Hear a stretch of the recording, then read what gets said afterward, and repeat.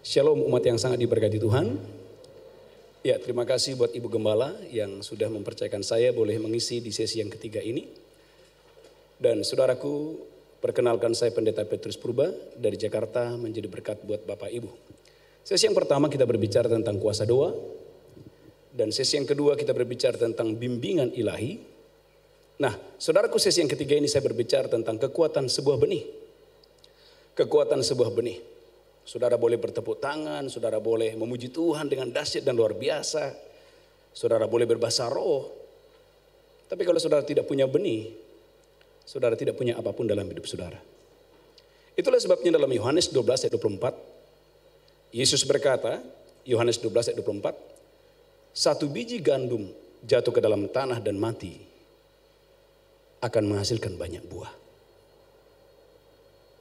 Ayat ini menunjuk kepada bagaimana Yesus akan mati dan melalui kematiannya akan menghasilkan banyak orang yang percaya. Sebab tidak mungkin saudaraku Anda menjadi orang percaya kalau Yesus dia tidak mati di atas kayu salib. Maka Yohanes 12 ayat 24 baca yang keras 3, 2, 1 ya. Aku berkata kepadamu, sesungguhnya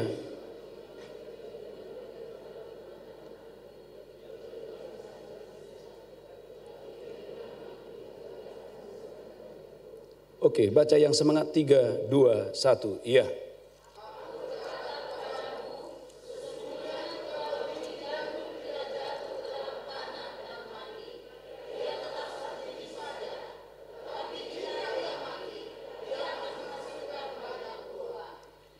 Saudaraku, ini adalah kunci engkau dan saya mengalami panen raya. Anak-anak saudaraku, dia tidak mengerti kekuatan sebuah benih.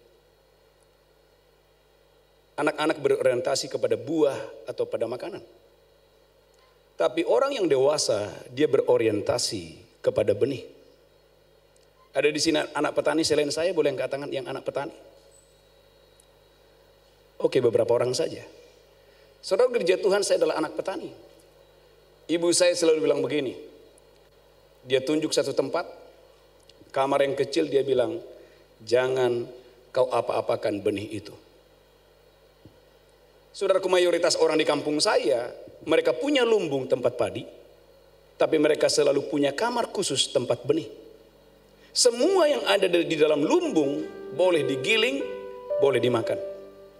Tetapi tidak boleh menjual benih. Orang yang berhikmat adalah orang yang menghargai benih. Tapi orang bodoh, dia tidak mengetahui apa itu benih. Gereja Tuhan, maka kebodohan membawa orang kepada perbudakan, termasuk perbudakan atas keuangan. Saudaraku, kemarin saya khotbah di Cirebon. Gembalanya berkata, saya tanya, Pak, ini disewa berapa ini gedung? Ruangan, tanah semuanya. Itu gratis, Pak. Siapa yang ngasih? Nah, itu dia, Pak. Ada orang yang ngasih gratis bertahun-tahun. Pernah dia ibadah di gereja ini? Tidak pernah, Pak Pendeta. Tapi Pak Pendeta, itu pengusaha makin lama makin kaya, makin sukses diberkati Tuhan. Maka saya katakan kepada jemaat di Cirebon, jangan sampai engkau ada di ruangan ini, tapi engkau tidak punya benih. Tapi engkau mendapatkan pengajaran tiap-tiap minggu. Sementara seperti pengusaha yang tadi, dia tidak ada di ruangan, tapi dia punya benih. Orang yang berhikmat adalah orang yang mengerti apa itu benih. Bahkan seorang yang berhikmat, dia akan menjual roti, dia tukar kepada benih. Tapi orang yang bodoh, dia tidak menghargai apa itu benih. Dia tidak mengerti bahwa benih itu punya kemampuan untuk berkelanjutan.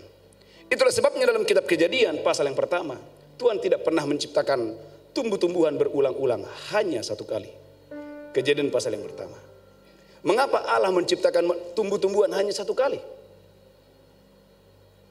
Karena Allah sudah menaruh di dalam setiap pohon ada biji atau buah. Supaya di bumi ini akan selalu ada pohon-pohonan dan buah-buahan. Karena sudah ada biji dan buah. Kejadian pasal yang pertama, lihat Alkitab saudara. Kejadian pasal yang pertama, ayat yang ke-11. Kejadian 1 ayat 11. Saya berdongkol dan saya diberkati Tuhan dengan dahsyat dan luar biasa. Kejadian pasal yang pertama ayat 11. Baca yang keras 3, 2, 1 ya. Berfirmanlah Allah, hendaklah tunas tumbuh-tumbuhan yang berbiji, segala jenis pohon buah-buahan yang menghasilkan buah yang berbiji, supaya halo, tolong jawab, supaya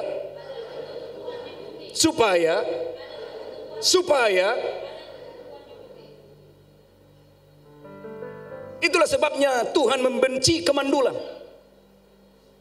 Nanti saya akan khotbah dalam ibadah yang terakhir.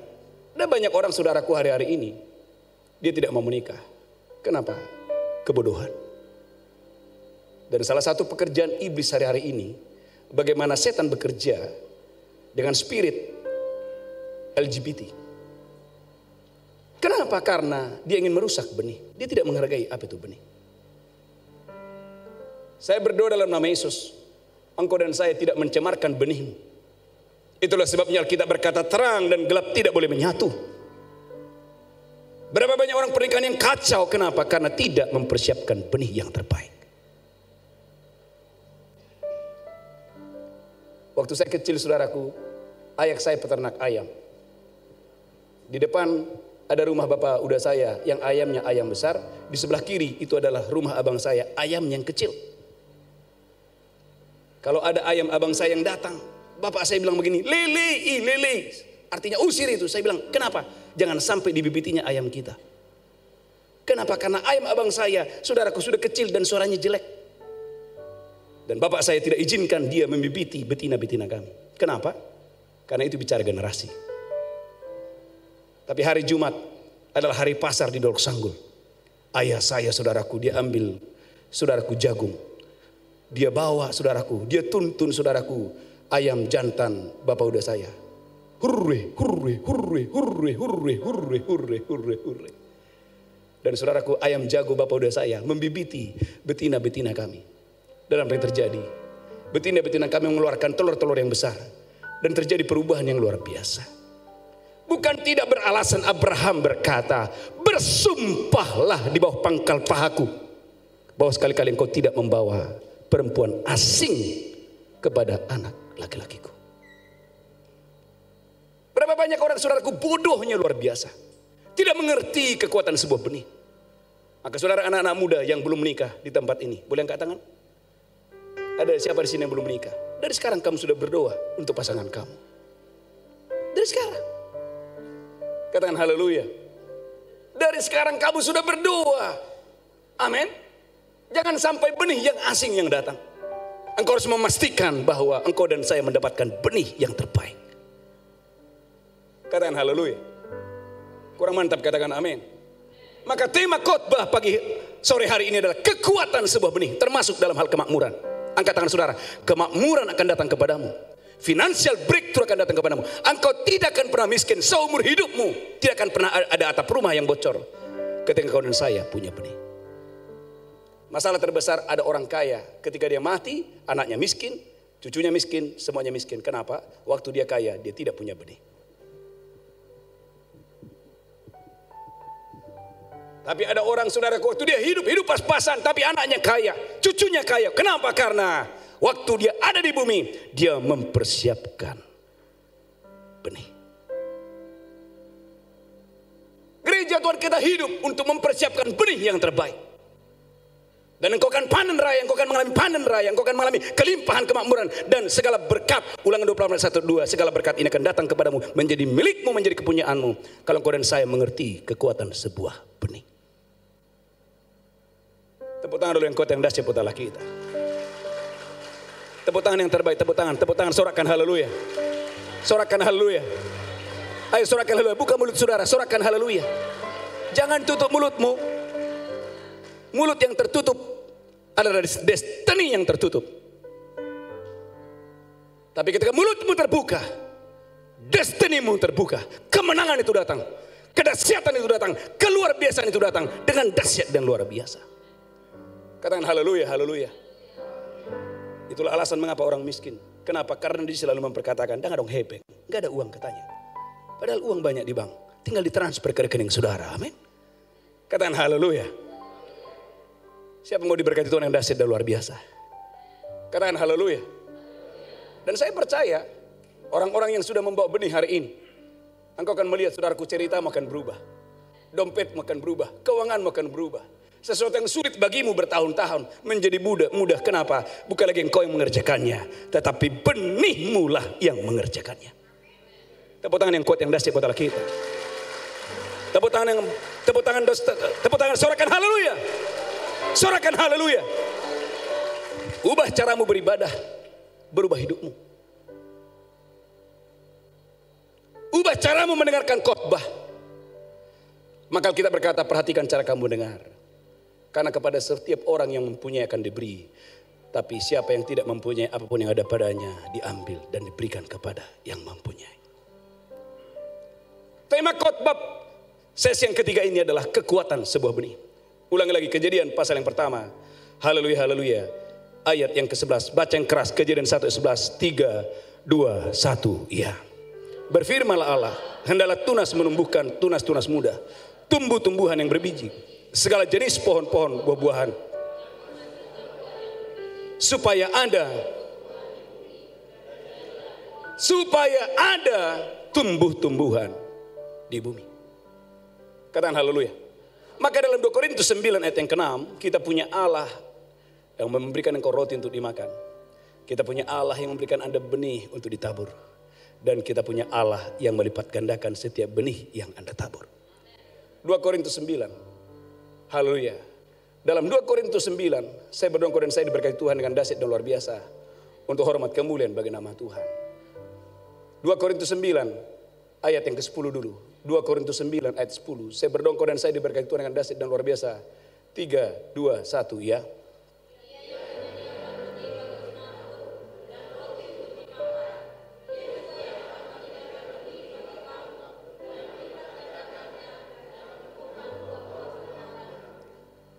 Kita punya Tuhan yang menyediakan benih bagi penabur dan roti untuk dimakan. Dan kita juga punya Tuhan yang melipat gandakan setiap benih yang kita tabur. Abraham bisa membedakan mana roti, mana benih. Maka ketika Abraham mengalahkan raja-raja, Abraham adalah orang yang pertama membawa persembahan persepuluhan. Kenapa? Karena Abraham tahu Abraham adalah sumber segalanya. Abraham tahu bahwa dia tidak boleh mengotori keuangannya dengan uang yang lain. Maka ketika Raja Sodom berkata, ambil Abraham. Abraham menolak dan berkata, sekali-kali aku tidak akan pernah mengambil apapun daripadamu, hai Raja Sodom. Supaya engkau jangan berkata, aku telah membuat Abraham menjadi kaya.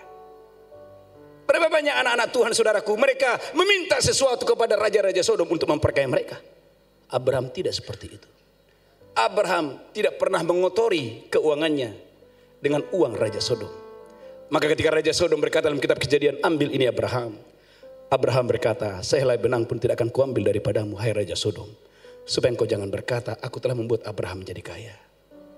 Malah Alkitab berkata Abraham membawa persembahan persepuluhan. Karena Abraham tahu bahwa Tuhanlah yang memberikan dia kemenangan. Gereja Tuhan umat yang sangat diberkati Tuhan. Tema khotbah ini kekuatan sebuah benih. Kembali kepada 2 Korintus 9 ayat 10. Ia Tuhan memberikan benih untuk penabur dan roti untuk dimakan. Dan Tuhan juga yang melipat gandakan benih yang kamu tabur. Saudara gereja Tuhan, mintalah hikmat sore hari ini. Supaya engkau bisa membedakan mana roti, mana benih. Orang yang berhikmat adalah orang yang tahu mana roti dan mana benih. Bahkan orang berhikmat, dia harus menabur walaupun dengan mencucurkan air mata. Dan dia akan pulang dengan sorak-sorak sambil membawa berkas-berkasnya. Katakan haleluya. Dalam Lukas, Anda boleh melihat dalam Injil Lukas, saya berdoa dan saya diberkati Tuhan dengan dahsyat dan luar biasa untuk hormat kemuliaan bagi nama Tuhan. Saudara gereja Tuhan, ketika terjadi krisis dan kelaparan, Tuhan mau engkau dan saya belajar kepada janda di Sarpat. Saya berdoa engkau dan saya diberkati Tuhan dengan dahsyat dan luar biasa untuk hormat kemuliaan bagi Tuhan. Lukas pasal yang keempat. Lukas pasal yang keempat, haleluya. Ayat 25. Kalau Tuhan mengizinkan engkau dan saya berjalan melewati krisis, ambillah benihmu, karena benih itu akan membawa Anda kepada penyediaan Allah yang supernatural. Dalam Lukas pasal yang keempat, ayat 25, baca yang keras 3, 2, 1 ya. Dan aku berkata kepadamu, dan kataku ini benar. Pada zaman Elia, terdapat banyak perempuan janda di Israel. Ketika langit tertutup selama 3 tahun dan 6 bulan. Dan ketika bahaya kelaparan yang hebat menimpa seluruh negeri itu. Ayat 26, Lukas 4 ayat 26. 3, 2, 1 ya. Tetapi Elia diutus bukan kepada salah seorang dari mereka, melainkan kepada seorang perempuan janda di Sarpat. Alkitab berkata semua orang membutuhkan penyediaan Allah yang supernatural pada waktu itu. Karena selama 3,5 tahun terjadi kelaparan. Yang menjadi pertanyaan, mengapa Tuhan tidak menyuruh Elia kepada semua janda, kepada semua perempuan pada saat itu? Mengapa Tuhan justru menyuruh Elia pergi ke tanah Sidon? Kenapa? Karena di tanah Sidon ada seorang perempuan yang mengerti apa itu benih.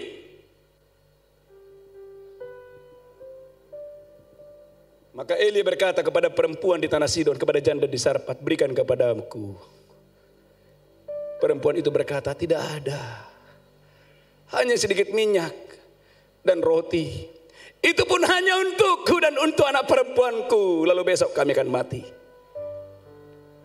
Elia berkata, berikan kepadaku dulu, baru kepadamu dan kepada anakmu. Karena demikianlah firman Allah, roti dalam tempayan tidak akan habis, minyak dalam buli-buli tidak akan pernah berkurang. Tidak, itu tidak masuk dalam perhitungan akal budi kita. Maka Amsal 3 ayat yang kelima, percayalah kepada Tuhan dengan segenap hatimu, jangan bersandar kepada pengertianmu sendiri. Salah satu penghalang mengapa banyak orang tidak bisa mengalami terobosan keuangan, financial breakthrough, adalah karena mereka bersandar kepada kecerdasan mereka yang kecil. Firman adalah otoritas tertinggi dalam hidup saudara. Ikuti saya katakan firman Allah. Ayo semua jangan diam. Firman Allah adalah otoritas tertinggi dalam hidup saya. Ketika terjadi kelaparan yang hebat, sampai seorang ibu tega makan anak kandungnya sendiri. Tiba-tiba suara Tuhan datang memenuhi Israel. Firman Allah datang melalui Nabi Elisa, bahwa besok pagi akan datang kemakmuran, besok pagi akan datang kelimpahan. Seorang ajudan raja berkata dengan sombongnya, sekalipun Tuhan membuka tingkap-tingkap langit, masakan hal itu akan terjadi? Elisa berkata, itu pasti akan terjadi, matamu akan melihatnya, tetapi engkau tidak pernah menikmatinya. Ajudan raja ini harusnya orang yang pertama mengalami kemakmuran, karena dia adalah orang yang pertama mendengarkan suara Tuhan. Maka Amsal berkata, siapa mendapatkan firman, mendapatkan segalanya. Siapa menolak firman akan mati. Harusnya ajudan raja ini yang akan mengalami apa yang Tuhan janjikan. Karena Elisa berkata, besok pagi akan datang kemakmuran, besok pagi akan datang kelimpahan. Tetapi ajudan raja dengan sombongnya berkata, sekalipun Tuhan membuka tingkap-tingkap langit, hal itu tidak akan pernah terjadi. Saudara gereja Tuhan, umat yang sangat diberkati Tuhan. Maka anak-anak muda, dengarkan khotbah ini. Hati-hati dengan pengajaran yang kamu dengar.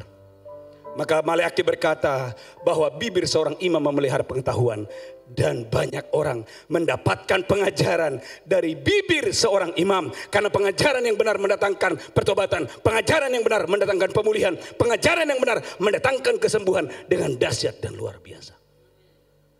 Dan khususnya pada sesi yang ketiga ini, saya berdoa angkat tangan saudara. Kemakmuran itu akan datang kepadamu. Ladangmu akan diberkati, bisnismu akan diberkati, tokomu akan diberkati. Engkau akan mengalami sesuatu yang sulit bagimu hari ini, sesuatu yang sulit bagimu selama ini. Tiba-tiba tidak menjadi sulit. Engkau bebas dari sana, engkau merdeka dari sana. Kenapa? Karena engkau mengerti kekuatan sebuah benih. Saya ingat saudaraku pertama keluar uang 20.000. Saya ambil uang 20.000, saya kasih kantong persembahan. Ibu saya bilang begini, dia gotel saya, dia cubit saya. Belgamele kowe katanya, besar kali kau kasih itu katanya. Saya bilang, saya enggak mau miskin seperti mama miskin. Berapa banyak anak-anak muda, berapa banyak orang di meja makan berani jutaan rupiah. Jalan-jalan berani jutaan rupiah. Tapi giliran menghadap Tuhan, tidak membawa yang terbaik. Mungkin terinspirasi dengan lagu, persembahan kami sedikit sekali, kiranya Tuhan terimalah persembahan kami. Itu lagu jangan pernah dinyanyikan Bapak Ibu. Malaki berkata, cobalah bawa persembahanmu yang seperti itu kepada bupatimu. Adakah bupatimu menyambutmu dengan baik? Alkitab berkata, engkau punya kambing jantan yang terbaik, tapi yang kurang baik yang kau bawa kepadaku. Ukuran yang kamu ukurkan kepada Tuhan, ukuran yang sama akan datang kepadamu. Dan ukuran yang sama akan diukurkan kepadamu. Tepuk tangan yang kuat yang dahsyat buat Allah kita. Tepuk tangan yang kuat, tepuk tangan sorak-sorai. Tepuk tangan yang kuat, tepuk tangan sorak-sorai. Tepuk tangan yang kuat, tepuk tangan sorak-sorai. Sorakan haleluya. Sorakan haleluya. Amin. Alkitab berkata kembali ke dalam Lukas pasal yang keempat. Haleluya, haleluya. Saya berdoa dan saya diberkati Tuhan dengan dahsyat dan luar biasa. Lukas pasal yang keempat, ayat 24. Baca yang keras ayat ini. Supaya engkau dan saya bukan seperti perempuan-perempuan yang tidak mengerti apa itu benih. Tapi engkau dan saya seperti perempuan, seperti janda di Sarpat itu.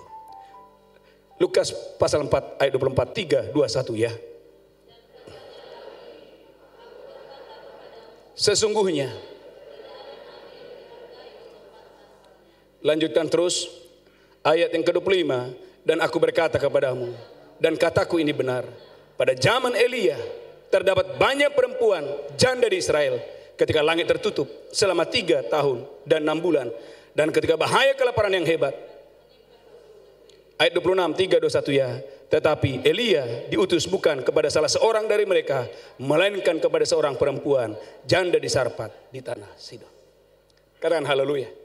Maka di awal-awal pandemi, saya selalu mengkhotbahkan roti dalam tempayan tidak akan habis, minyak dalam buli-buli tidak akan pernah berkurang.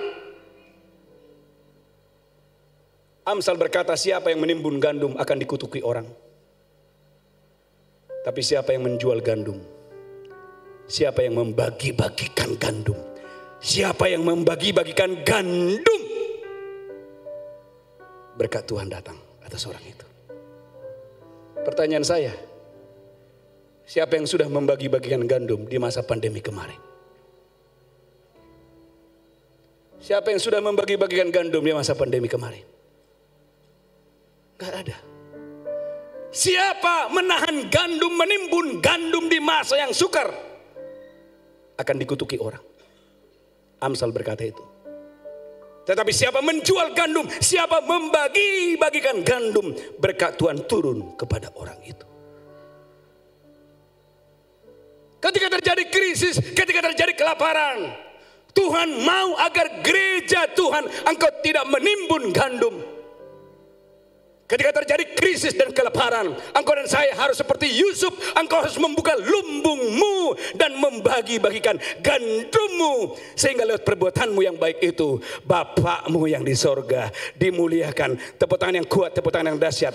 Tepuk tangan yang kuat, tepuk tangan yang dahsyat. Tepuk tangan yang kuat, tepuk tangan yang dahsyat. Katakan haleluya. Kurang mantap, katakan amin. Maka di masa-masa pandemi ini yang saya lakukan. Saya membagikan gandum. Hampir tiap hari sebelum matahari terbenam. Saya tidak pernah izinkan matahari terbenam sebelum ada benih ditabur. Dan inilah kunci untuk Anda mengalami kelimpahan. Kunci untuk Anda mengalami kemakmuran. Sebelum matahari terbenam, pastikan ada benih yang kamu tabur. Sebelum matahari terbenam, pastikan ada benih yang kamu tabur. Lupakan panen raya. Jangan berfokus kepada panen raya.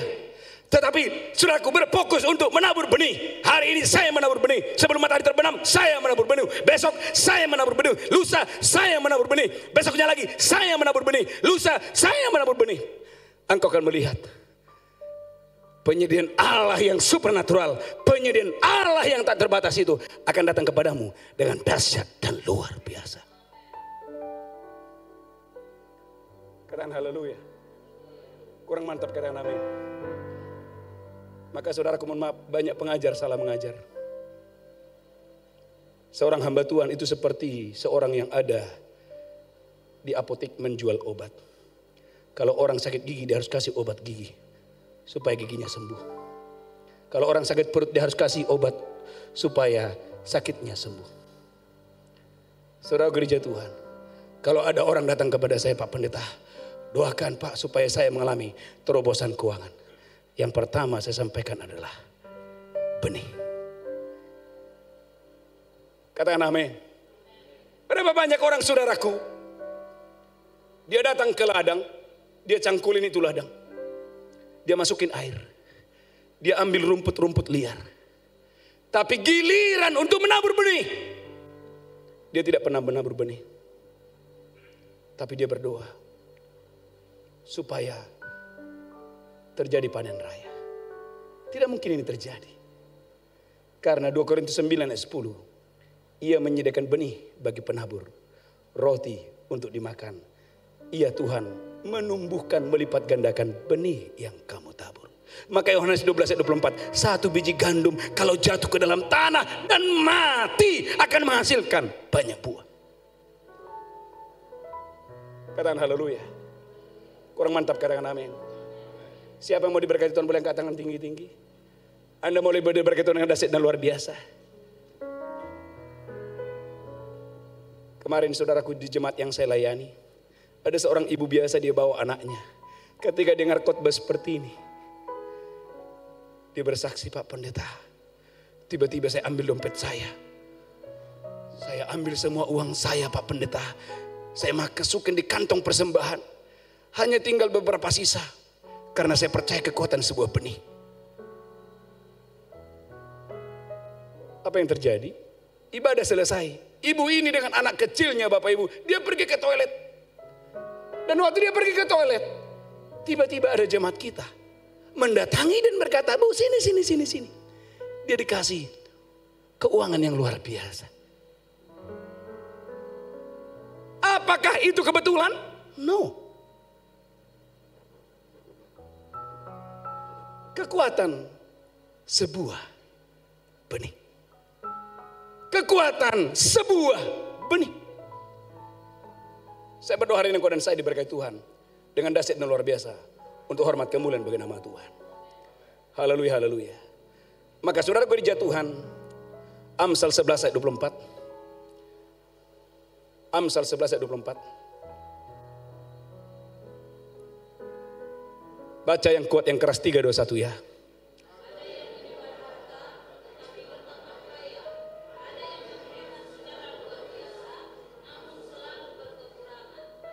Saya punya teman kalau dia ulang tahun saya yang bayar. Saya ulang tahun saya juga yang bayar. Saya bilang kapan kamu yang bayar? Sini dulu Pak.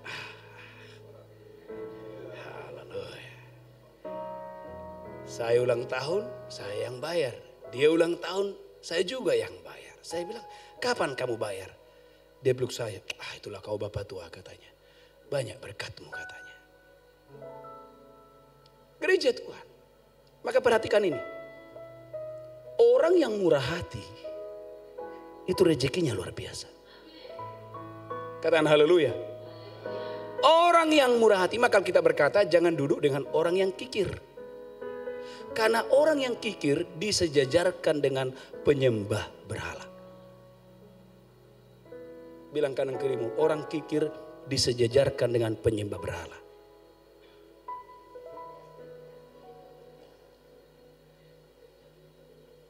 Maka kita berkata jangan duduk dengan orang yang kikir. Maka mulai minggu depan ibadah Anda lihat kanan kiri, amin. Kalau ada orang kikir jangan duduk di sampingnya. Katakan haleluya. Kenapa? Karena Tuhan tidak mau Anda rugi. Nanti pulang ibadah Anda terus yang bayarin. Maka kita berkata jangan duduk dengan orang yang kikir. Siapa yang mau diberkati Tuhan dengan dahsyat dan luar biasa? Amsal 11 ayat 24, baca yang keras 3, 2, 1 ya.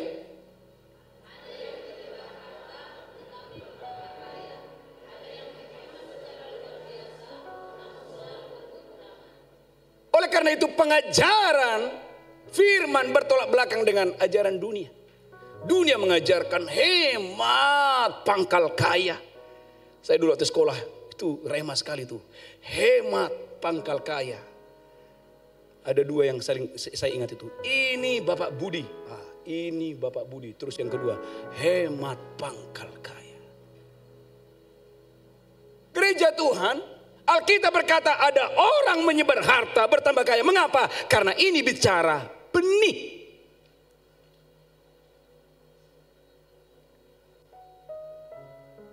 Amsal 11 ayat 25. Amsal 11 ayat 25. 3, 2, 1 ya. Siapa banyak memberi berkat. Siapa yang mau terima kelimpahan angkat tangan dulu. Halo, Anda mau terima kelimpahan? Pulang dari gereja ini kelimpahan itu akan datang kepadamu. Kemakmuran itu akan datang kepadamu. Perhatikan ayat ini. Katakan haleluya. Maka Hosea 8 ayat yang ke-7. Hosea 8 ayat yang ke-7. Jangan pernah menabur angin, supaya engkau jangan menuai bencana. Tapi taburlah terus yang baik, tabur terus lakukan yang baik. Maka hidupmu akan berubah, ceritamu akan hidupmu. Ceritamu akan berubah. Engkau dan saya akan dikelilingi oleh kasih setia Tuhan dengan dahsyat dan luar biasa. Hosea 8 ayat 7, 3, 2, 1 ya.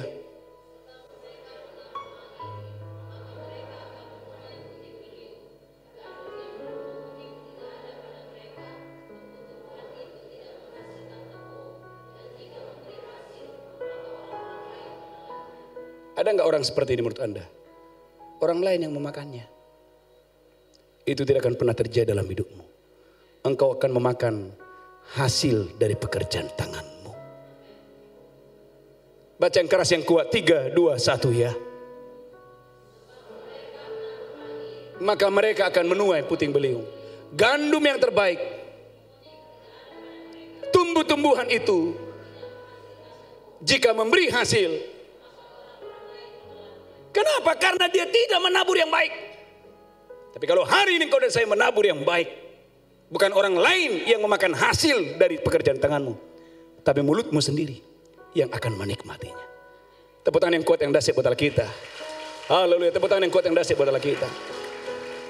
Maka Galatia 6 ayat 9, jangan jemu-jemu. Halo Bapak Ibu, jangan jemu-jemu berbuat baik, lakukan apa saja.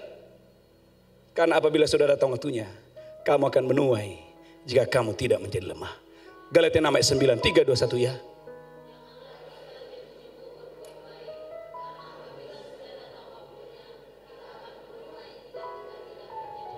Katakan haleluya. Maka dalam 2 Korintus 8 ayat 9, dia yang kaya rela jadi miskin supaya kita yang miskin ini menjadi kaya. Jadi gereja Tuhan, Allah sudah menetapkan Anda dan saya menjadi orang kaya. Katakan haleluya. Katakan di dalam penebusannya sudah tersedia kemakmuran. Kurang semangat, di dalam penebusannya sudah tersedia kelimpahan. Itu adalah milikmu. Katakan haleluya. Kurang mantap, katakan amin. Baca yang keras 3, 2, 1 ya. Karena kamu telah mengenal kasih karunia, bahwa ia yang oleh karena kamu telah menjadi miskin.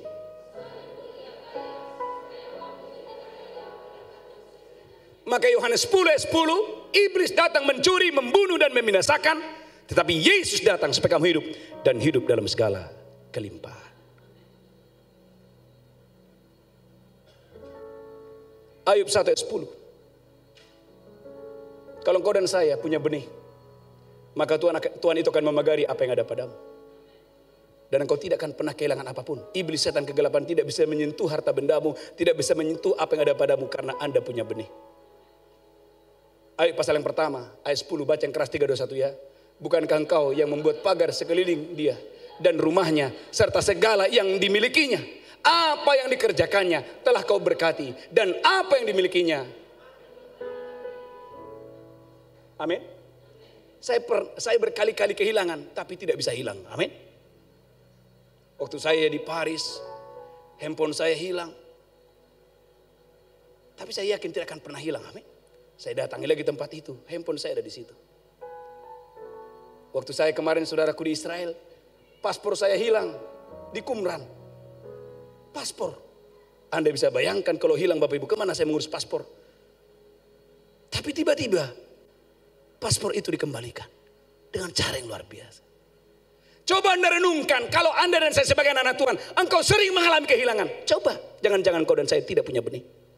Karena setiap orang yang punya benih, ada jaminan Tuhan akan memagari apa yang ada padanya. Sehingga apa yang ada padanya bukan berkurang-kurang, tetapi ada padanya bertambah-tambah, bertambah-tambah, bertambah-tambah, bertambah-tambah, bertambah-tambah. Tepuk tangan yang kuat yang dahsyat buat Allah kita.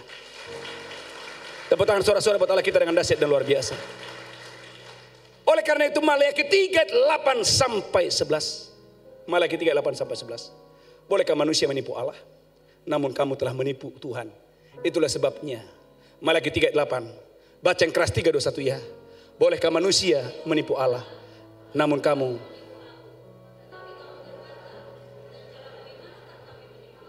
mengenai ayat selanjutnya 3:21 ya.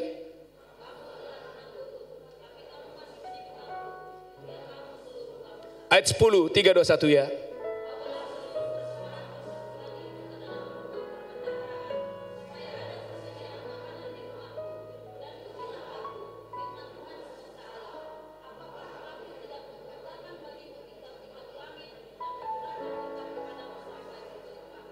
Amin. Maka David Yong Gi Cho dalam bukunya dua selalu dia tekankan. Pertama adalah persembahan persepuluhan. Dan yang kedua adalah doa di pagi hari. Saya melihat saudaraku gereja-gereja besar, gereja-gereja yang diberkati selalu menekankan dua hal ini. Persembahan persepuluhan.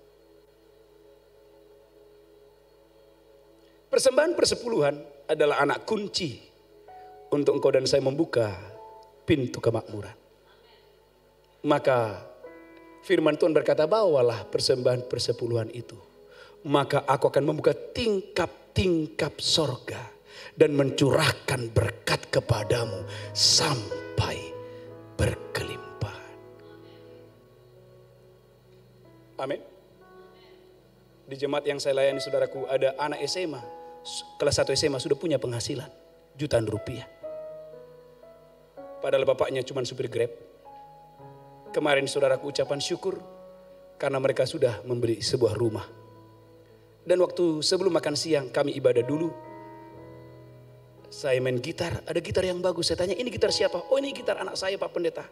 Oh, puji Tuhan Pak Pendeta, anak saya ini Pak, baru kelas 1 SMA sudah punya penghasilan jutaan rupiah.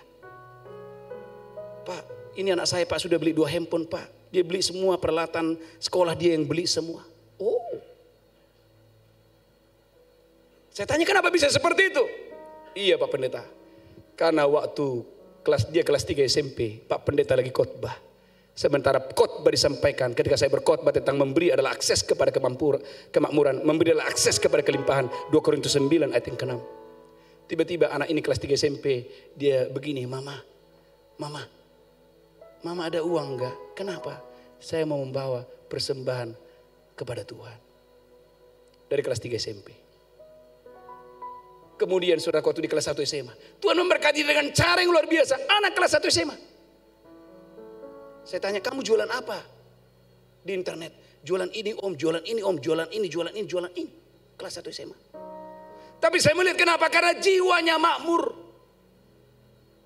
Ibunya bilang begini, ini Pak, anak saya ini Pak. Beda dengan saya, kalau saya mau beli sesuatu, pokoknya saya sesuaikan dulu Pak Pendeta. Karena kan gini, karena keadaan begini Pak Pendeta. Kalau anak saya tidak Pak. Kalau dia mau beli, dia lihat dulu. Kalau dia suka, langsung dia beli. Kalau belum ada nanti dia tunggu. Pokoknya dia harus beli. Kenapa? Jiwanya sudah makmur. Saya berdoa dalam nama Yesus tidak ada jiwa yang miskin di tempat ini. Salah satu banyak orang alasan kenapa orang tidak bisa makmur adalah jiwa yang miskin. Kenapa? Sudah terlalu lama keluar dari Taman Eden. Engkau harus kembali ke Taman Eden, ke tamannya Tuhan, taman yang luar biasa. Engkau bukan orang miskin. Bagaimana mungkin lagi engkau miskin? Roh Allah ada di dalam kamu. Bagaimana mungkin lagi engkau miskin? Dia yang telah memberikan nyawanya saja diberikan kepadamu, apalagi yang lain. Masalahnya gereja Tuhan, kita kurang menghargai benih.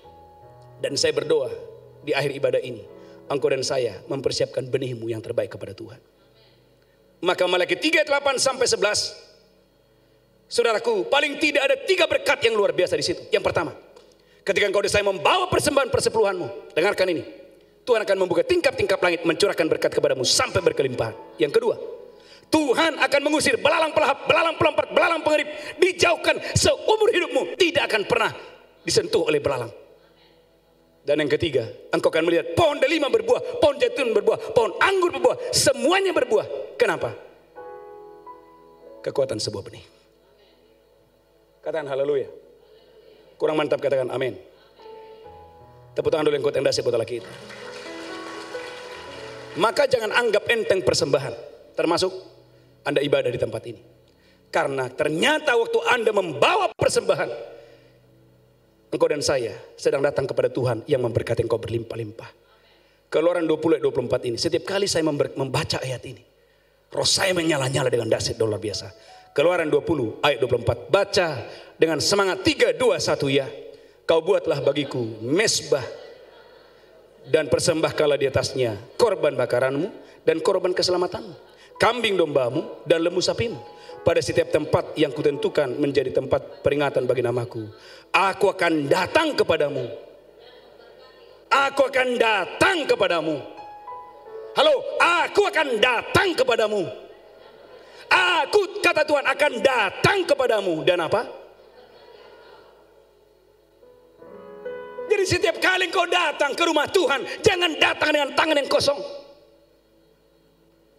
Lebih baik nggak usah pakai lipstik, amin. Tapi kamu membawa persembahanmu. Lihat 3 bulan lagi lipstikmu datang dari Jerman.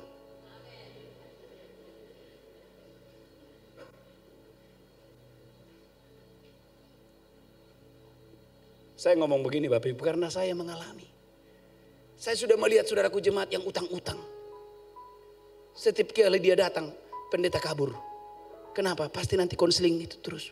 Pak, tapi saya nggak pernah kabur. Saya hadapi. Gimana Cik? Oh, saya cari tentang menabur, memberi. Dan saya lihat orang yang utang di mana-mana ini, setiap kali lihat saya, pasti memberkati saya. Kenapa? Karena sayalah pendeta yang mengkonseling dia dan mengajarkan tentang benih. Saya berdoa dalam nama Yesus. Anak-anak muda dengarkan ini. Gak usah tunggu kamu umur 50 tahun kamu kaya. Umur 30 kamu sudah diberkati berlimpah-limpah. Kenapa? Karena kamu punya benih. Amin. Haleluya, haleluya. Ulangi yang baca yang keras, Keluaran 20-24. Baca yang keras, 3, 2, 1 ya. Kau buatlah bagiku mezbah dari tanah. Dan korban keselamatanmu, kambing dombamu dan lembu sapimu. Pada setiap tempat yang kutentukan menjadi tempat peringatan bagi namaku. Amin. Siapa yang mau diberkati Tuhan berlimpah-limpah? Halo, siapa yang mau diberkati Tuhan datang berlimpah-limpah? Jangan pernah datang ke rumah Tuhan dengan tangan yang kosong. Maka anak-anak muda, sebelum kau menerima cintanya, tanya dulu, Bang, abang setia gak persembahan persepuluhan? Kejar, harus kejar itu. Kejar sampai tuntas, amin.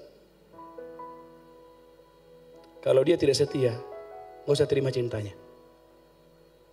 Kalau Tuhan aja bisa dia bodohi, apalagi kamu. Kalau Tuhan aja bisa dia tipu, apalagi kamu. Tapi kalau dia bisa setia dengan persembahan persepuluhan, bukan beban, sebuah kesadaran. Aku ini siapa? Dengarkan, Tuhan tidak pernah menyuruh orang Edom membawa persembahan persepuluhan.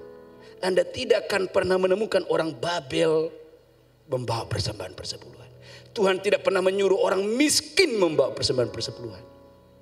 Tuhan menyuruh orang-orang yang diberkati membawa persembahan persepuluhan. Tuhan tidak menyuruh orang Israel waktu mereka jadi budak di Mesir 430 tahun membawa persepuluhan. Tapi waktu Tuhan melepaskan mereka dari tanah perbudakan, mereka sampai ke tanah yang penuh susu dan madu. Ada 2 hal yang mereka tidak boleh lupa. Yang pertama, persembahan sulung yang pertama keluar dari pohon. Harus kamu persembahkan kepadaku, karena itu adalah milikku. Karena dulu kamu budak di Mesir, kamu gak punya apa-apa. Tapi hari ini kamu diberkati berlimpah-limpah. Maka yang pertama keluar dari pohon itu adalah milikku. Dan yang kedua persembahan persepuluhan. Dua persembahan ini adalah kunci engkau dan saya diberkati berlimpah-limpah. Maka Amsal 3, 9, 10. Muliakanlah Tuhan dengan hartamu, dengan segala hasil pertama dari segala penghasilanmu. Maka lumbung-lumbungmu akan diisi penuh sampai melimpah ruah. Ada anak muda saudaraku umur 27 tahun datang ke Jakarta. Dan ketika dia dengar khotbah ini, setelah ibadah selesai seperti ini, dia datang kepada saya dan berkata, Pak, doakan ya Pak, ini persembahan sulung saya. Umur 27 tahun. Dan saya tahu Bapak Ibu, hanya itu uangnya. Pertama ke Jakarta. Saya angkat persembahan itu. Saya bilang, Tuhan memberkatimu berlimpah-limpah. Apa yang terjadi? Setelah dia pulang, dia bekerja. Tuhan membuka tingkap-tingkap langit. Kemakmuran itu datang. Penyihir Allah yang supernatural itu datang. Dan hari ini, wow, dia diberkati secara luar biasa. Jangan anggap enteng persembahan persepuluhan. Jangan anggap enteng persembahan khusus.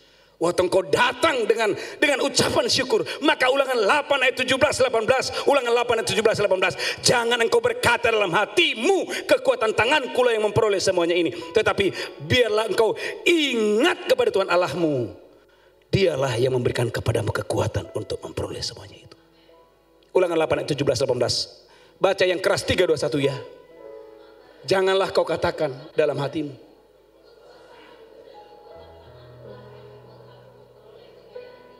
Ayat yang ke-19. Dialah Tuhan yang memberikan kamu kekuatan, hikmat dan kesehatan untuk memperoleh kekayaan itu. Katakan haleluya. Jadi waktu engkau datang, engkau mengingat bahwa, oh kalau bisnisku diberkati, itu karena Tuhan.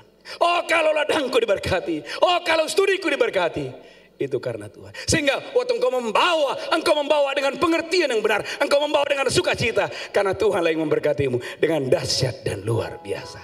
Tepuk tangan yang kuat yang dahsyat buat kita. Tepuk tangan yang kuat yang dahsyat buat kita. Tepuk tangan yang kuat yang dahsyat buat kita. Sorakan haleluya, haleluya. Di akhir khotbah ini saya tutup dengan kitab Filipi pasal yang ketiga. Setelah itu kita berdoa. Saya berdoa engkau dan saya diberkati Tuhan dengan dahsyat dan luar biasa. Filipi pasal yang ketiga. Haleluya, haleluya. Filipi, saya berdoa engkau dan saya diberkati Tuhan dengan dahsyat dan luar biasa untuk hormat kemuliaan bagi nama Tuhan. Haleluya. Filipi pasal yang keempat ayat 16. Saya berdoa, angkat tangan saudara, semua jemaat angkat tanganmu tinggi-tinggi. Engkau menjadi bendaharanya Tuhan. Engkau akan menjadi bendaharanya Tuhan di gereja ini. Setiap kali engkau terhubung kepada perluasan kerajaan Allah di gereja ini, maka ladangmu akan diberkati, tokomu akan diberkati, bisnismu akan diberkati. Setiap kali engkau terhubung kepada perluasan kerajaan Allah di gereja ini. Filipi pasal yang keempat. Haleluya, Filipi pasal yang keempat. Haleluya, ayat yang ke-16, 3, 2, 1 ya. Karena di Tesalonika pun kamu telah 1-2 kali mengirimkan bantuan kepadaku. Ayat 17, tetapi yang kutamakan bukanlah pemberianmu itu, melainkan buahnya. Paulus berkata kepada jemaat di Filipi waktu aku di Tesalonika,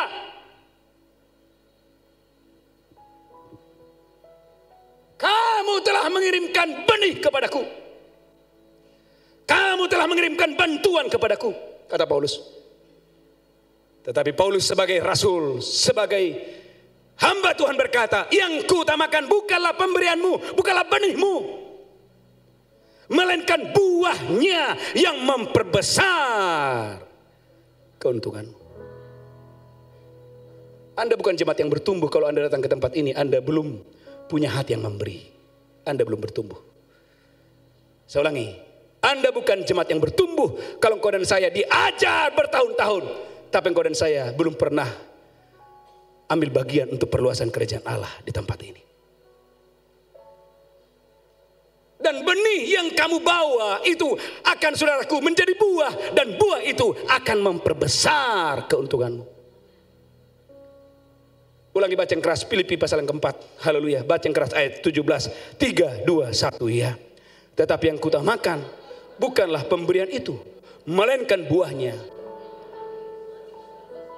Perhatikan ayat 18, ini isi hati Paulus. Ayat 18, 3, 2, 1 ya. Kini aku telah menerima semua yang perlu daripadamu. Malahan lebih daripada itu, aku berkelimpahan.